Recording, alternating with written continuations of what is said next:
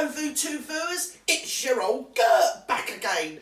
Well, yes, I thought I'd get myself on here. I've been up round your London town. Oh, I've had a lot of extra calls, I have. Yes, I have. I've had a lot of salty tears going on the Zoom call. Oh, we can't stop crying, it's made a mess of me Axminster. Can you get yourself round here, Gertrude? Oh, we're sobbing, we are. We're crying, loads of salty tears. Yes, they are. You know why? I'll tell you why, Voodoo viewers. Your Kier Starmer, your Kier, whatever his bloody name is, he got himself outside yesterday, outside the Houses of Parliament. See, he did. It was an obvious publicity stunt, and I did say stunt. S-T-U-N-T, stunt. Although if you did think I said another word, hold that thought. He got himself out there and he thought, I'm going to get myself out there. I'm going to walk around a bit with your David Lammy, who's like, I don't know who he is. He's like, well, he's just a rabble-rouser, that David Lammy. He's got all the brains of a bleeding peanut, if that. And I mean, that's been really, like, you know, nice and kind to him. Anyway, he's walking around outside the House of Parliament, and there's a load of people out there, well, working class people. No, it's been spun that these people are all idiots and they shouldn't have an opinion.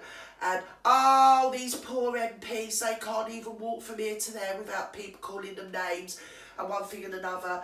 And they called Kier Starmer, whatever his bloody name is, Kier Starmer Cars, whatever his name is.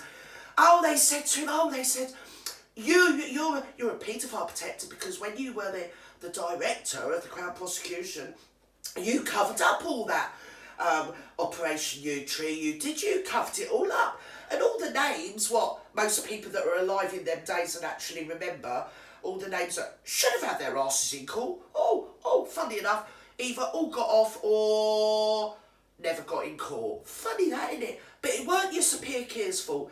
No, it wasn't. It weren't Sir Pier Kier's fault that Jamie Fielding and other people from the Daily Express and other tabloid media whores and that or the other seated themselves on the internet and went about the place setting up patsies so that these people that were, people like Andrew Ash and Cole Beach, they weren't right in the head anyway, and they just said them to say a load of things that they could be disproved in court.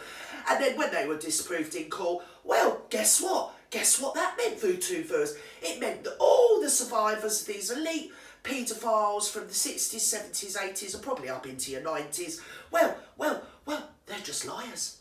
They're just fantasists. Yes, but it weren't your Sir Kier Pier's fault when he didn't actually prosecute anybody, despite him having the job to prosecute people. It weren't his fault. No, it weren't his fault at all. No. And in fact, do you know how I know it weren't his fault? And it's very easy to tell how it weren't his fault, because they had an inquiry, before you ask. They had an inquiry, what he arranged. He arranged the inquiry and he had it all sorted out and everything, and the inquiry came back with its findings.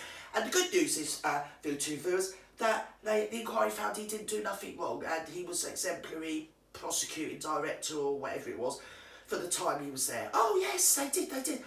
And because the inquiry found him innocent, they thought they'd write a biography on him. Well, he thought he'd pay somebody to write a book about him. And the book got published and it came out, and guess what? It said it weren't Sir Pier Kier's fault that none of those elite paedophiles got prosecuted by the Crown Prosecution and got their asses in jail, and the people and the children that were, well, a lot of them are dead actually, that's another story. All the children that had their childhoods taken away and any semblance of justice denied them for their entire life and probably for generations as well. Well, he didn't do nothing wrong. No, because the book said so. No, so that's all right, isn't it?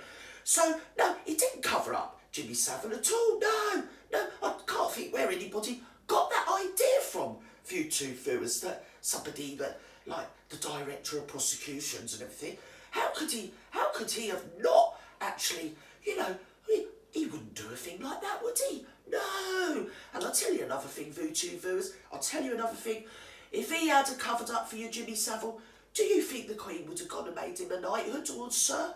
Do you think she would have said, oh, here you go, you could be a sir, and done that sword thing and everything, and said from now on, you're Sir Pier Kier?